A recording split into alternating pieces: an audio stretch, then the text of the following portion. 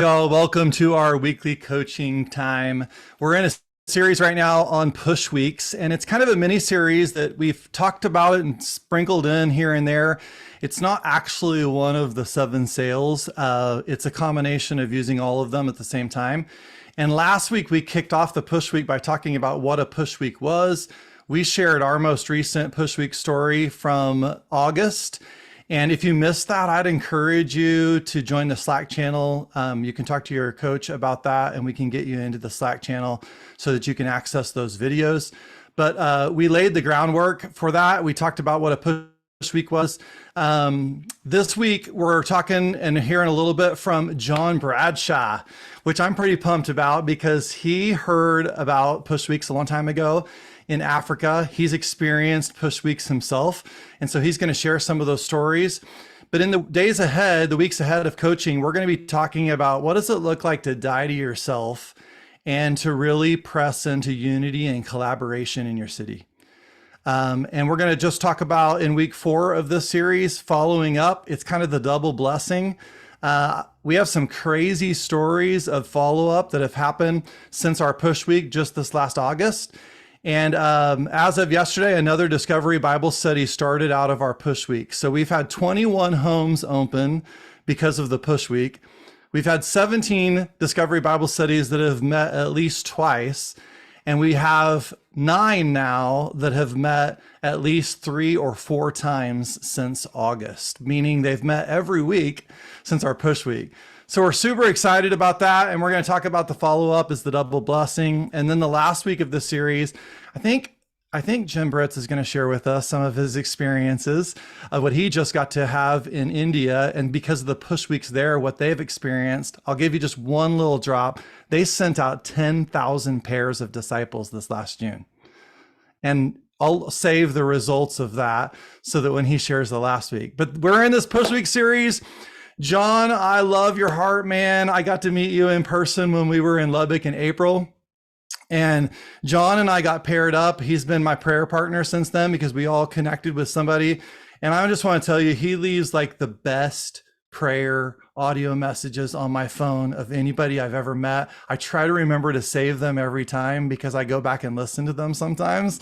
And I almost want to put them in a journal and say, this is what this one was about. And this is what this is about. I just love your heart, bro. And I'm pumped that you get to share today and just some of the experiences of what God's taught you through Push Week. So let's give a virtual round of welcome to John. Take it away, John. Hey, thanks, Brent. And yeah, it's cool getting to see you and some of these other folks on here who I met in Lubbock. What was that, April, May, and get connected again. Appreciate your heart, Brent. And I noticed y'all even have, I knew this was an all-star group. Y'all have Chris Christopherson in your group. Are y'all doing music in here too and stuff? I mean, wow. But yeah, it's a privilege to be on today. And I just, I'm assuming you want me to just take off, Brent, on my experience in Africa and then experience in eLife. If you could just share where you heard about push weeks and what God's taught you through them, and as you've implemented them, what are some things you've learned? Yeah. So I had the privilege in 2017, summer of 2017, to go to what they call a global DMM Catalyst camp in Nairobi, Kenya, and I'm gonna share a few small things as we go through here. I'm going to just share a picture of that just so maybe you can get a little idea. This was one of the highlights of the whole trip. This was the last day. And this was folks from all over Africa primarily, but folks were like from 20-something different countries came. The founder of this is Lifeway Ministries, not related to the bookstore in America, but a guy named Ali Tassi, and some of you may have heard of him. He is a strategist in Africa, came out of a Muslim background, and they have just seen incredible things going on in all over Africa and have impacted people all over the world. So when I was there in 2017, what they would do is every day there would be some training time. And then at the end of that training time, there would be folks come up and share stories. Folks who had been seeing movement activity go on in their ministries and just sharing about what God was doing. And one of them really captured me one day while I was there. And I really wish I went back in my notes, my journal this week from back to 2017. And I wish I'd kept better notes. So I had more details, but I think I was just so inspired by it. Unfortunately, I wasn't writing down at the time. But what I also want to tell you this is a sidebar, because as I was going back through my journal and seeing my takeaways, right after we got there, we had a conversation with Ali Tassi, and just kind of in awe of him. But he started asking us about our DBSs and how we did it. And someone said something to the effect of DBS that, sometimes it gets hard. It goes long and you go through the I will. And then by the time you get to the share question, it just gets skipped sometimes. You don't do the share question. And he looked at us surprised. And he said, the share question is the most important one you ask. If you aren't asking, if you aren't sharing, you'll never get to movement. It won't happen. So anyways, that's just a sidebar as I was going through my notes, that share question is so important. But this afternoon that they were going through some stories of what they had seen God do. And there was a group who was there, and I don't remember if they were directly connected with Lifeway. I think they were, but they had been doing work in Ethiopia, in the unreached parts of Ethiopia. Ethiopia is partly Christian, but then partly radically Muslim. And they were telling about their trips into these cities in Ethiopia and how they would gather a team. And they said they would begin by just asking God, where do we go next, God? Where do we go next? And they would pray until God answered them.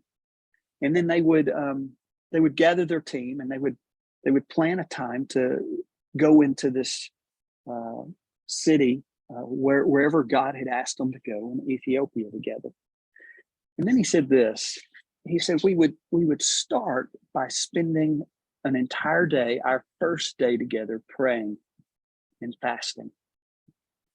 And that's all we would do.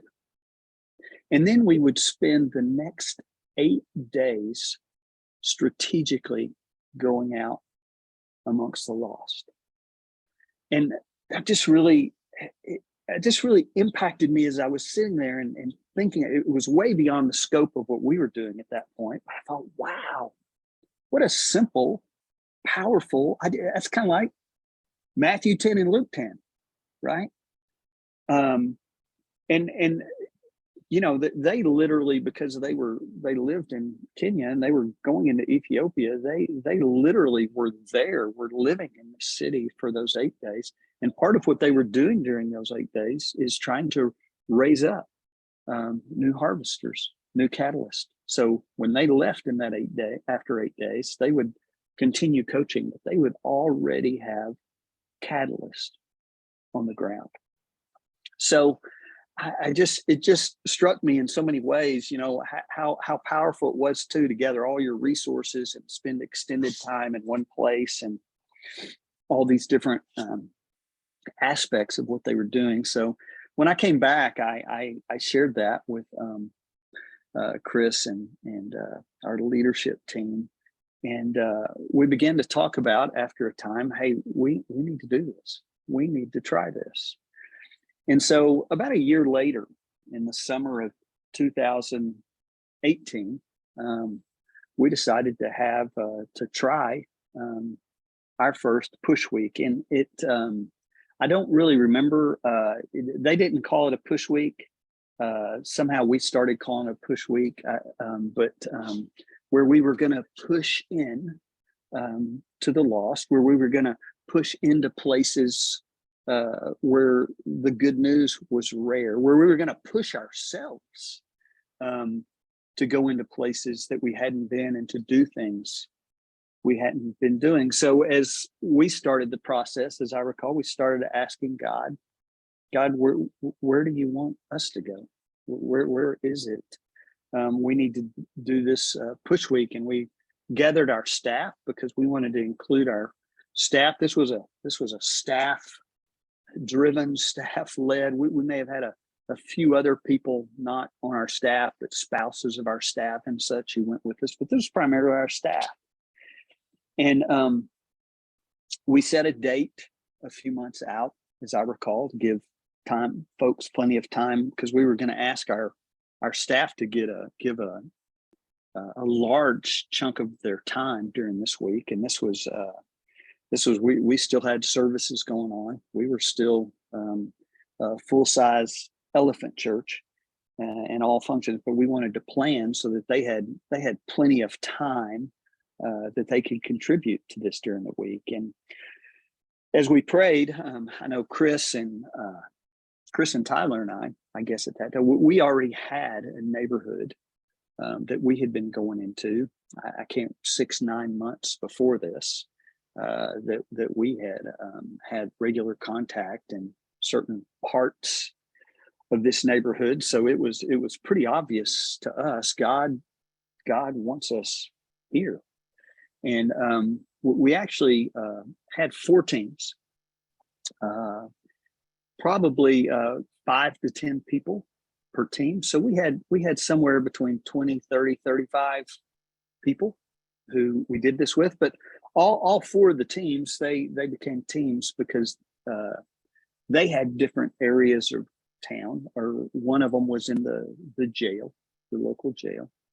And so we began to all pray and plan about that area that we were going to go into. Let me just stop right there for a second and just see at this point, if before I get too far gone, if anybody has any questions about what I said about Africa, or what I've said to this point about what we did. And yeah, Chris says you can put questions here. Okay. Yeah, maybe that's better. If you do have questions, just you can just post them there, and for the moment, I will keep going. So as we begin to plan this first push week in Lubbock, we came up with a schedule. We were gonna spend Monday in prayer and fasting, and actually we spent Sunday night as well. And then on Tuesday through Friday, we were going to ask everyone to spend at least 2 hours amongst the lost.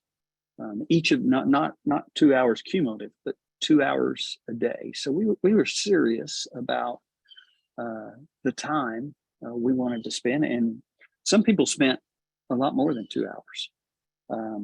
But we were going to spend at least 2 hours, and then on Friday we were going to go goaling again on Friday in the morning, and then we were going to have another time of prayer, and then we were going to have a celebration after that. But we were intentional with all of these steps. Like I said, we were praying up until this, and then on Sunday night, and actually Chris has a chapter. There's a chapter in the book about Push Week that you can go back and refer to. It has some of this in there. But we prayed for a couple of hours on Sunday night, even before. And again, we had been praying for weeks, knowing where we were going. And then we dedicated Monday to praying and fasting, and even had a schedule that we used for that week, for that Monday.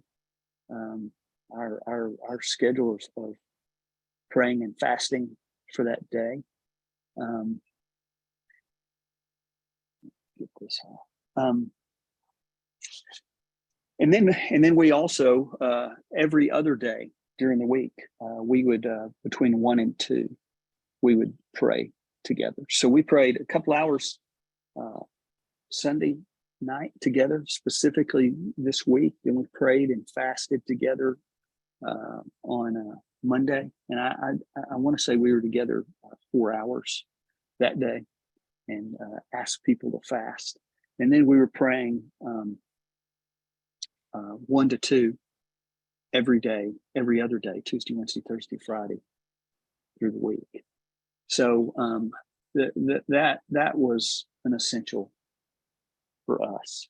And then we didn't just pray, but as you can imagine, with Chris being a part of this too, and I tend to have some of Chris's bent, we planned quite a bit. I was going to share a couple of things with you. We created share here. We created these there.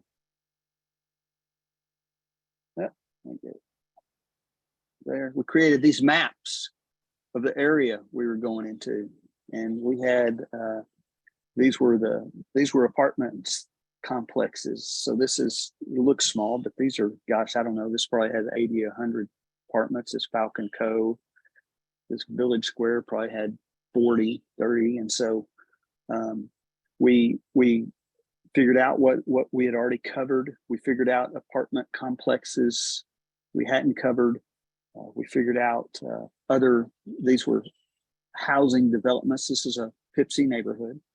And then the green was churches. And this was one street of several streets, but just as an example, just to say, we didn't want this to be by chance. We wanted to saturate this neighborhood, and we wanted to give everyone an opportunity to have a spiritual conversation. And not only that, but we created a spreadsheet where we had all the different streets on it. And we had over here, we had every address on this street. And so in this is just one of the neighborhoods. This was the neighborhood called Bayless Atkins that Chris and Tyler and I had been in. And as we went through the neighborhood, we asked everybody to let us know in each of these residences. You know, you see some of them were vacant, some of them they didn't answer us, but we wanted to know where those houses were, those apartments were, where people were open and that engaged us in conversation. And some of them folks did a little differently. So we didn't want to leave this just to chance, that we were able to have spiritual conversations with people. So we created these tools to help us know who we had conversations with, who was open, who started a discovery group. And then, as I said before, we had planned also on Friday, because a big part of this is celebration. I think didn't we have an ice cream truck come, Chris? I think that's what we did. We had an ice cream truck come after we'd had prayer time, and just at that point we had tallied the numbers of the number of people we had conversations with, and so it was by far the most corporately exciting thing we had done to that point. I think you would agree, Chris, pertaining to DMM, pertaining to movement. And I wanted to share just a few, first of all, just benefits. And that is, they do give us push weeks. They give us corporate momentum in DMM. corporate momentum in Golan. I mean, there was just this huge sense of encouragement and momentum that not just one or two of us had who had a spiritual conversation during the week, but the whole group had. And I tell you what, one of the things that prayer does, it multiplied the momentum because we saw God answer our prayers. We saw having spiritual conversations. We saw doors be opened to us. And just to give you, and this is in the book as well, just in terms of results that partially we could control, because we try to measure things we could control. And that week, we had 424 spiritual conversations. 424. And there were 25 or 30 people. So, you know, we were thinking about one of the things Chris wrote in the book, as I was looking back over the chapter, is on a regular week at eLife, we'd have 100 to 200 new people come every week. And that's a lot. But 100 to 200 new people that we got to have a spiritual conversation with, and that was from a distance, typically from the stage to the chair. But we just took part of our staff, and we were able to multiply that. We had 424 spiritual conversations. So that was exciting. We had 121 DG invites. So there was 121 of those people who we had a direct conversation with about them starting a discovery group in their home. And then during that week, we had 29 groups started. And, you know, we had all that, and I'll be the first to tell you, we weren't very good at this point. We you know, we had been in that area some. We were learning, but we were just starting. We were just starting. And another benefit in that corporate momentum is we had a lot of staff. I'd say we had quite a few staff who were still kind of on the bubble with what we were doing with DMM. I think of one. I had a guy that worked in one of my areas who headed our finance stuff, Phil, and he was an accountant. And I'm an accountant, so I get it. You know how us accountants typically introverts and head in the spreadsheets. And Phil was always willing, but he got to go with Chris, and he thought that was cool because we partnered up. And I just remember his excitement, as excited as Phil got. You know, he's a pretty calm accountant, but just he got to do it. He got to have these spiritual conversations with people. He got to see it. And so, man, that just there's no way you can measure the value of people just doing it, and huge amounts of people doing it. Another benefit, you know, it's an easy entry for people who haven't been Golan. I think sometimes we forget that we've got to model these things for people, and it helps them overcome their fears. There's a lot of people who may have never, and this was, I mean, when we talk about DMM and Golan, this was on the higher end of what could cause people fear. Because this was cold calling at doors, and some of these were drug infested apartment houses. This wasn't our neighborhoods, and so the level of barriers here, just for an individual showing up and doing this, would have been pretty high. Just your average believer, but it gave them an entry point where they were with somebody who had been doing it, and so. help them overcome those fears. And well, what we need is harvesters for the harvest, right?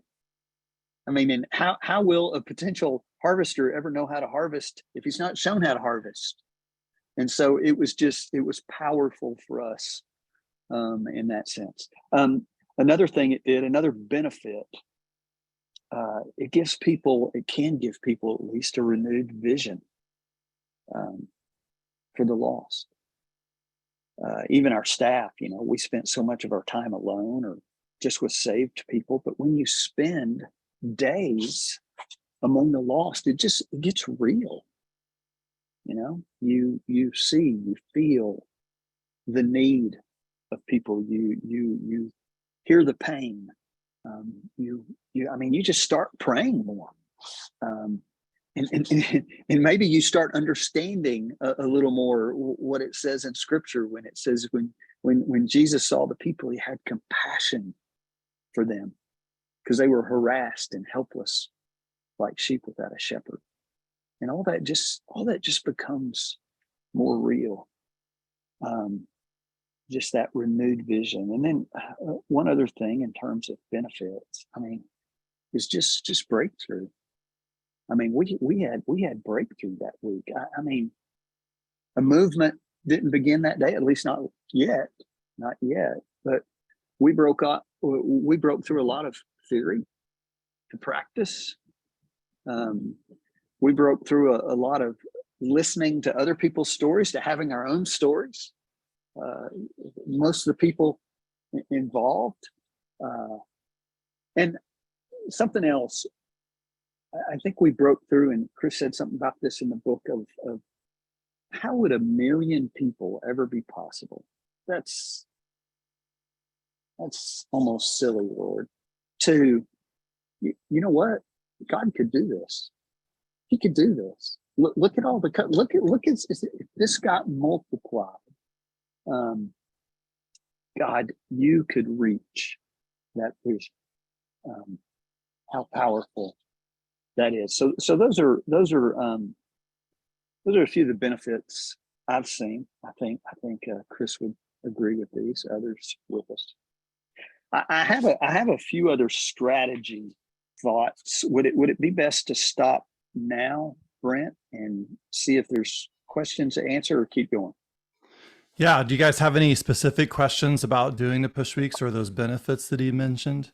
I love the go from listening to other people's stories to having our own stories, because that is our experience from this recent push week. There's a lot of people have their own stories now, and you're not talking about this in theory anymore. Yeah. Anyone else have any other questions that you want to ask specifically about the push weeks?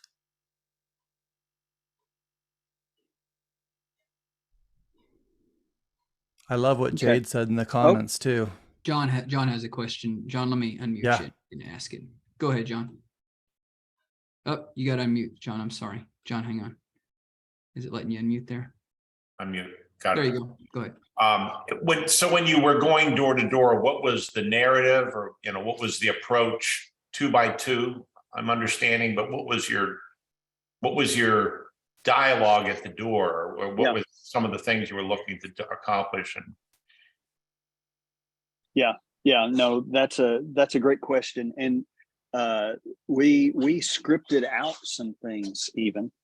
And the primary approach that we were taking at this point was we want to let people know that we care about their neighborhood. So we want to knock on the door and say, hey, I'm John.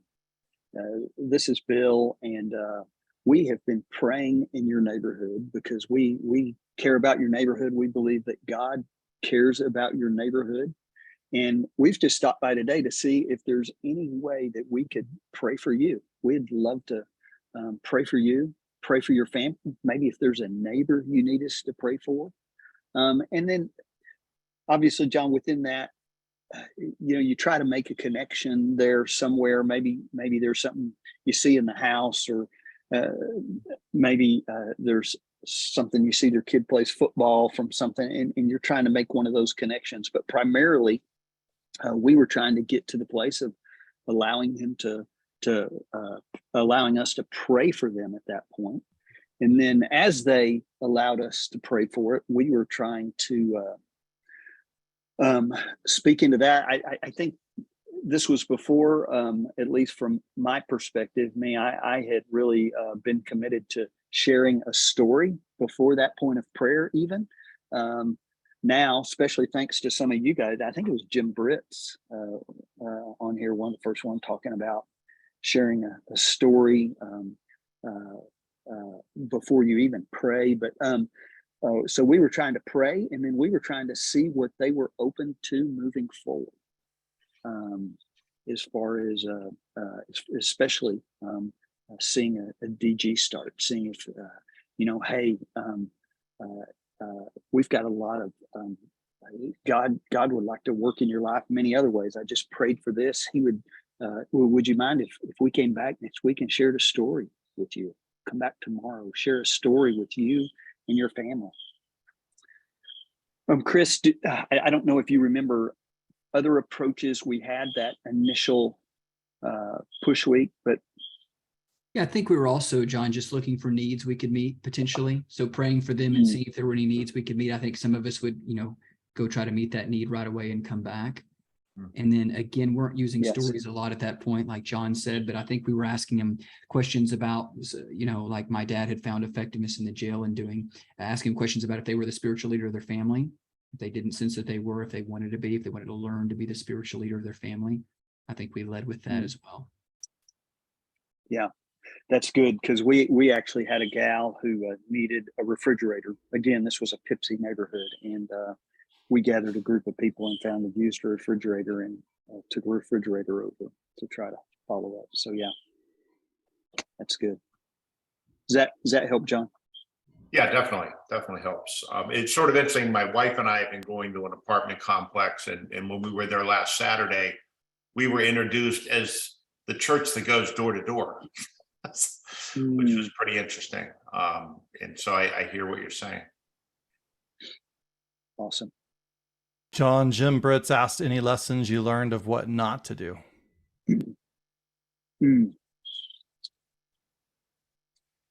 What not to do. I think at that point it was more, we didn't even know if what we were doing was good or not. So I think at that point it was things we could do better. Let me just tell you some thoughts from them forward about push weeks that I wrote down. And one is just set God-sized goals. Set God-sized goals for what you want to do. We were asking everyone to have 100 spiritual conversations that week. And I think we were doing this by teams, actually, teams of 2. Have 100 spiritual conversations and try to start at least one discovery group. Now, based on our numbers over the counting everyone, we about got there in terms of discovery groups. I'm not sure we got there in terms of spiritual conversations, but set God-sized goals. These are goals that, yes, we want God to accomplish, but we want these to be prayer goals. We want these to be things we're asking God to do. If we could just do them, we wouldn't need to ask God to do them, right? I mean, if you're going out with 2 other people and, hey, our goal this week is to have 2 spiritual conversations. Yeah, that's 2 more than you had, maybe. But what's a God-sized goal in this? So set God-sized goals and pray into those goals, and then make much of prayer and fasting. Make much of prayer and fasting. In Luke 10 and Matthew 10, before anything else, he says, pray to the Lord of the harvest. That's where we've got to start. And that teaches us so much about dependence on God. That says a lot to people before they ever go out. That this is not about you. This is not about what you can do. This is about us being obedient to the Great Commission, obedient to what God's called us to. But this is about what God can do, not what we can do. So those are huge. And then, I would say, pray the area extensively and know it as much as possible before you do your push week. And I guess there could be an exception to this, but Chris and Tyler and I had already been going into this area for months. We had learned some about the culture of the area, and Jim, that probably kept us from some of the mistakes we would have made had we not known already some about that neighborhood and some of the cultural aspects of that neighborhood. And we had already experimented with some ideas in some of those apartment complexes of how to draw people into spiritual conversations. And actually, I don't have it to bring it up right now, but I have a DMM neighborhood access PDF if y'all wanted me to share that with you. And I think that's something I've done just over time, just trying to help people who are just starting have some of these ideas and to have a plan, because that's so huge, to have a plan. And then intentionally, one of the things, and y'all have already picked up on this probably, but we intentionally partnered the inexperienced with the experienced. I mean, it probably wouldn't have been great if Chris and Tyler and I said, okay, we'll go together and y'all get some people and go together. But we intentionally split up. We split up anybody who had any experience and put them with the folks who either hadn't been out amongst the lost or their experience had been very limited. Because again, just like Jesus did for his disciples, we must model this. And you know what? I think that not only encourages them, helps them to get over fears, helps them to learn mechanics, but I think it also helps them to trust you as a leader, because they're like, oh, these guys they're really doing it. Whatever they thought Chris and Tyler and I had been doing for months and months, they're like, wow, so intentionally partner people. And then here's one thing that I would say we did not do as well as we could have, but have a follow-up plan.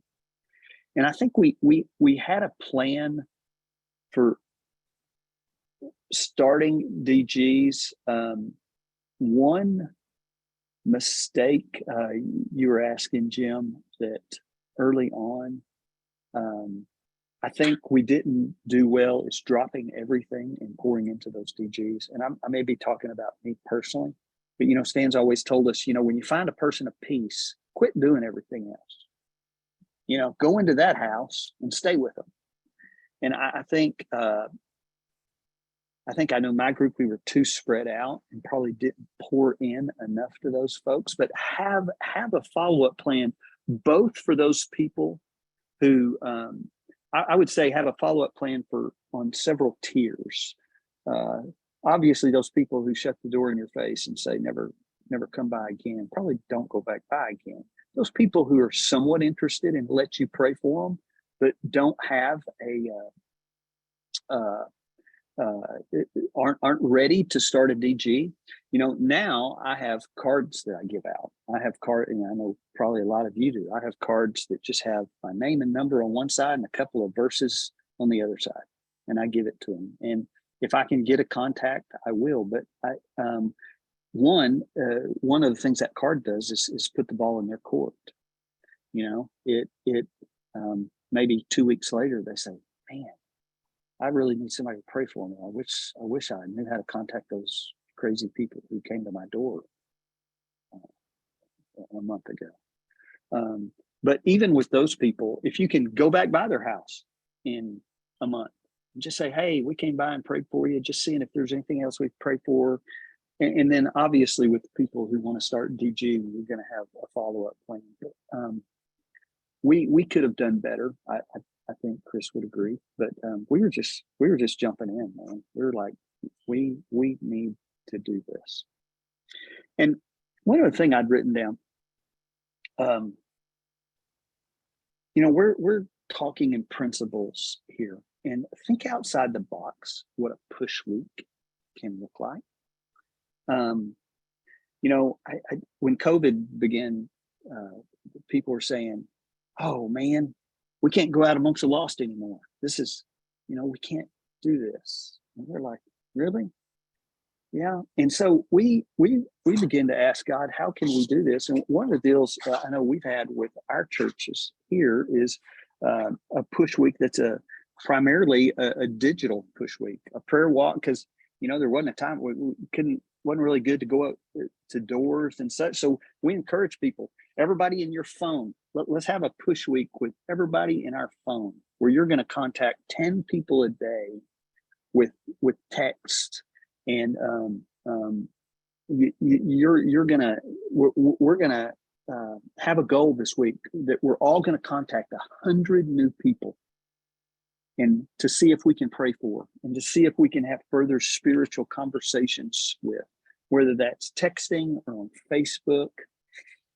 And so I don't know if that's the best way, but there's be creative. Think through how can we have a push week without necessarily doing exactly what eLife did that first time. And I'm sure some of you guys have already had other great creative ideas about that. So yeah, that's the end of my notes, Brent. Awesome. So a couple of questions that came up in chat. Russ asked how many of the participants had the 8-week training before you guys did the push week, and was there a shorter training for those untrained? My guess is, since you did it mostly with staff, you guys had been trained, right? Yes, we had already, everyone who went out with us, to my knowledge, had already gone through. We did the 8-week training with our team before this. So yeah, correct me if I'm wrong, Chris, but I believe everyone had already done the training, and it could have been a spouse or somebody who came with someone who didn't. But the intention was that they had already had training. No, we haven't done a shorter training. One thing we do in our church, if people are interested in our church, one thing we'll do sometimes is just, not that we invite typically new people to our church, but they just want to experience. We won't invite them typically to our church gathering, but we'll invite them to go prayer walking with us when we go out amongst the lost, just to get a feel for what we're doing and kind of explain it as we're out there. That doesn't take the place of training, but that is, there are, all that to say, there are occasions when we'll take people out amongst the lost. It's just a step of them getting a feel for what we're doing. It's good. And then the other question was from Brian. When did the push week happen? I think you said 2018 or something like that. And what's the status of those 29 groups now? That's a great question, and I did not look at the status. I would tell you that most of them, as they do around the world, have disbanded. I know that the ones I was a part of starting that week, none of them eventually became churches. They, Stan will tell you only 15 to 20% of DGs around the world eventually become churches. So that's not a point of discouragement. That's just saying we got to start a lot of DGs in order to have churches. But I would there could have been one or two that continue on, but I can't tell you that as a fact. I don't know if Chris can shed any more light. Jim, can you share what you just learned in a sentence or two about the percentage of DGs that they've experienced in India that turn into churches? Does Jim have the ability? Go ahead, Jim. Jim, go ahead. Oh, nope. You got to do it again. You did it twice. There you go. I just got back from India hanging out with a movement leader, and tons of stories there. But they did this, and they found that about 30% of the persons of peace that they find that are going, they want to start a group and grab people together, that those turn into churches in India. So it's probably a higher percentage than we're even saying here, but they found 30%. Thanks. What I was going to say, just as a follow-up, and John may remember this, that quite a few of those groups were started in the jail, because we had a team or two that were in the jail, and we saw quite a few groups started that week in the jail. And Tyler could come on and tell you here that work continues. So churches have been planted there. So I would not be surprised if some number of these groups have become churches or are continuing to meet in the jail, because quite a few of them were jail groups, which again, one learning from, I think John would agree on the push week and just in general, is that in West Texas, it really seemed like the jails would always bear much fruit in terms of seeing groups started when we went into them. We talk about that a lot around here. It's Pipsy area, obviously, but it bore fruit even that during that push week. It's good. And Chris, did you have a question for John? Yeah, John, before you go, I would be remiss, John, to not let you talk some about the unreached. So my question for you, maybe unrelated to the DMM push week, is just, can you speak to the need of urgently pursuing movements among the unreached, in addition to whatever else this group may be doing? John, as you might imagine, most of this group is in a Western context, and some of them are still leading legacy churches. They're doing this on the side. Some of them are mainly doing this, but they're doing it in a Western context.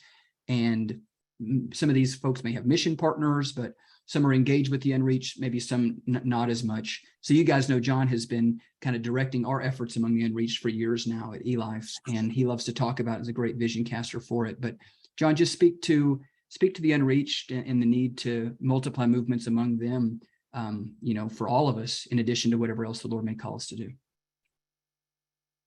How long do I have?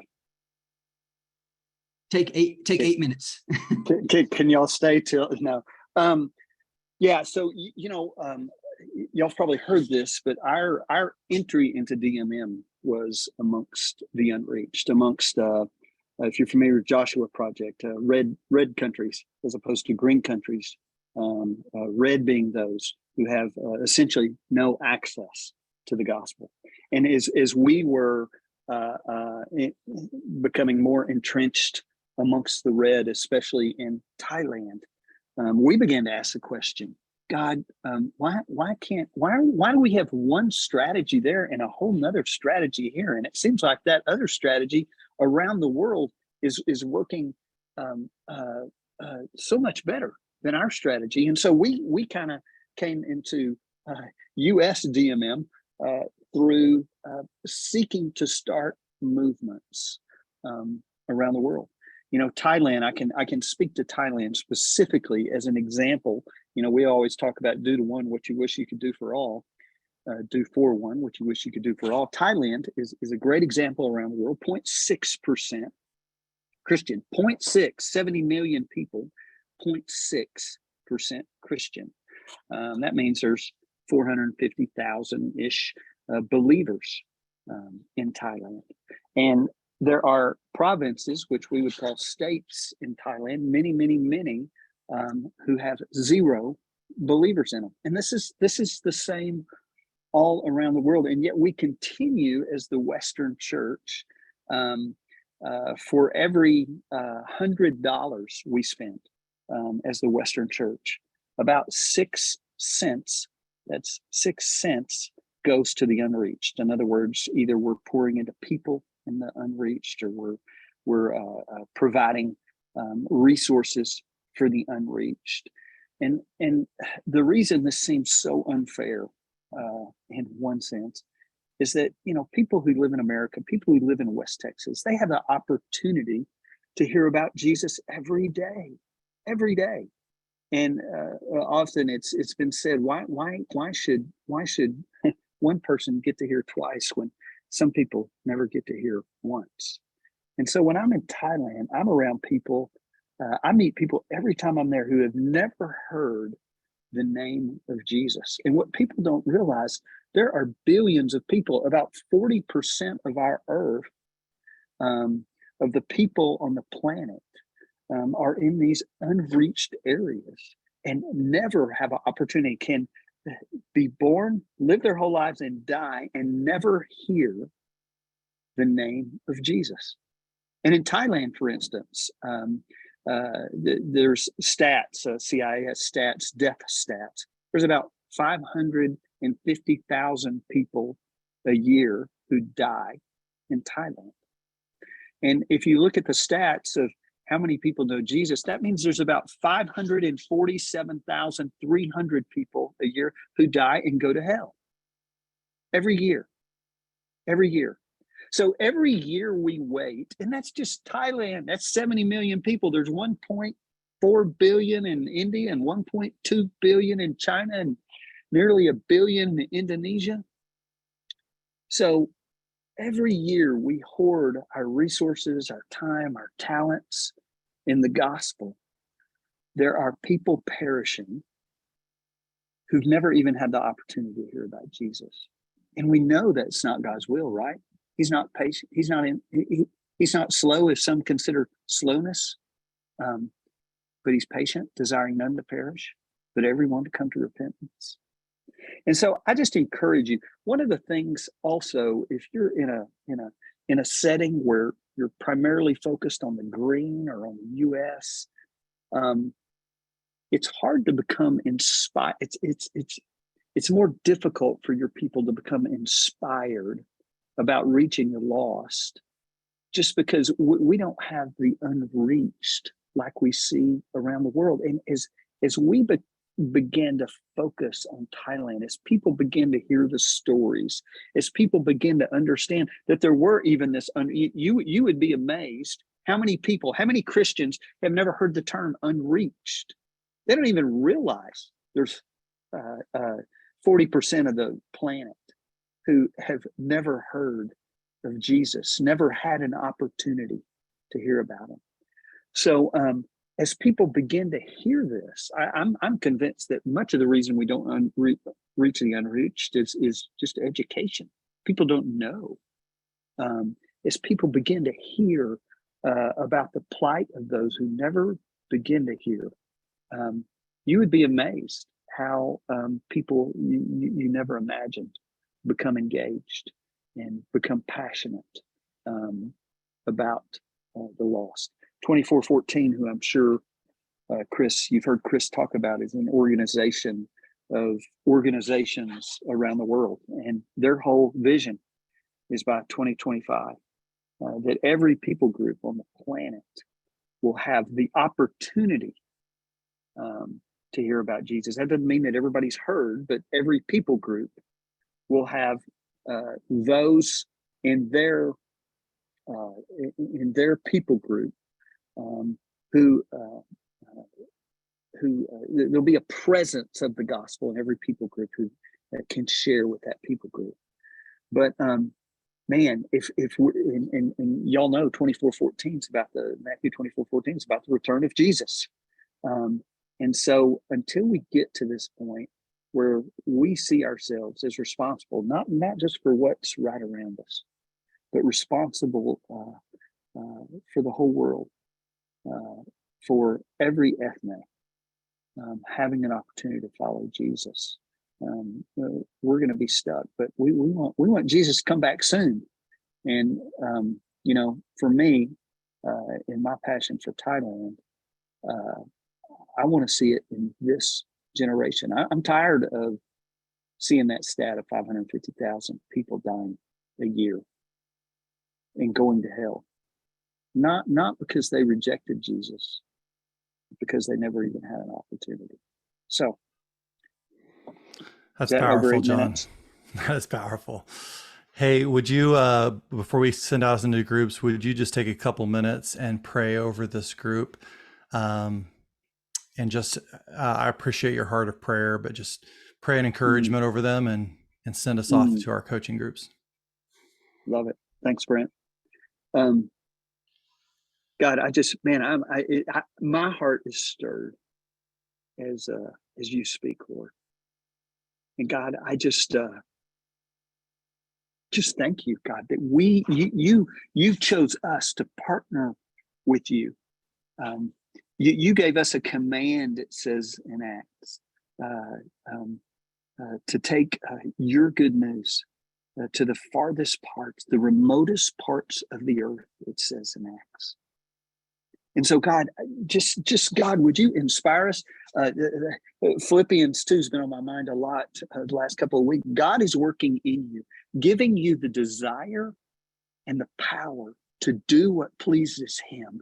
And Lord, I just pray, would you be working in each of the folks on here, God? Would you give them the desire, Lord? Would the desires of their heart be your desires, God? Would the desires of their heart be to know and follow and love Jesus? Would the desires of their heart be to make disciples who make disciples for the sake of your kingdom, God? Would other desires, would they be vanquished in their lives, God? Would they fade away as they come closer and closer to your heart and your desires? And more they're called and they're led by your Spirit and following you. And Lord, it says not only that, but you give us the power. You're working in us, giving the power. And so, Lord, I just pray every person here, Lord, that you would empower them in ways they never imagined through your Holy Spirit, God. Lord, that they would yield completely and fully to you. Lord, that every compartment of their lives would be absorbed and consumed by the power of your Holy Spirit, God. Lord, that they would have visions for their neighborhoods and their cities and their states to have push weeks, to have to create opportunities where every person in their neighborhood and city and state had opportunity to hear about Jesus. And Lord, that you would pour out your power in them, that they would care too about the other ethnes around the world who at this point have no opportunity to hear about you, God. Please work in each one of these. It's so exciting to see all these screens and to think about, Lord, all of us multiplying our efforts for your kingdom, and how all those numbers are possible, not because of us, not because of what we can do, but because of what can be done, what has to be done through us, God. So Lord, bless and encourage every person on here. We just thank you. We love you, Jesus. Amen.